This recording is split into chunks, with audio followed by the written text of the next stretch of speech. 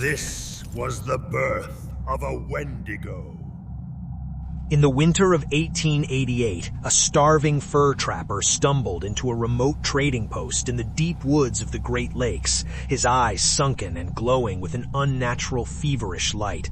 He was the sole survivor of a camp of 6 men, but he wasn't thin from hunger. He was trembling with a terrifying newfound strength. As the locals moved to help him, they realized with horror that the blood on his coat wasn't from a deer. This wasn't just a man driven mad by the cold. He had invited a primordial curse into his soul.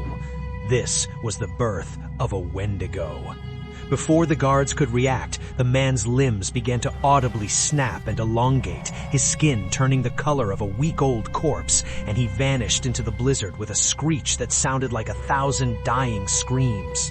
The Wendigo is not just a monster, it is a malevolent spirit of cannibalism and insatiable greed rooted in the ancient lore of the Algonquin and Ojibwe peoples. According to the legend, any human who resorts to consuming human flesh, even to survive a brutal winter, is instantly possessed by this demonic entity. It is a curse of the eternal hunger. The more a Wendigo eats, the larger and more skeletal it grows, so it is forever starving, no matter how many victims it claims. It represents the ultimate taboo of the northern frontier, the moment a human loses their soul to the wilderness. Witness accounts from the 18th and 19th centuries describe the Wendigo as a terrifying 15-foot-tall abomination. It is a walking skeleton with gray, desiccated skin stretched tight over its bones, smelling of swamp rot and decay.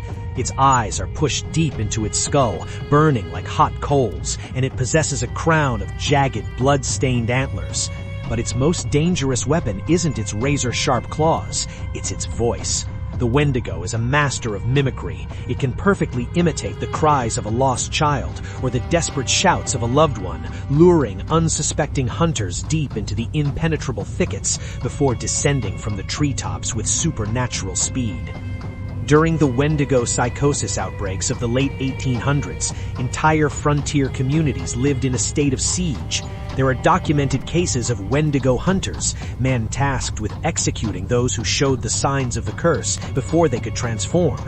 These hunters spoke of the creature's heart, which was said to be made of solid ice.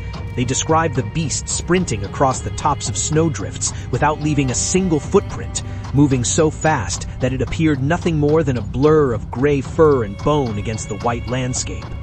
Killing a Wendigo is a task that has claimed the lives of the bravest frontier warriors. Conventional bullets pass through its rotting flesh as if it were smoke.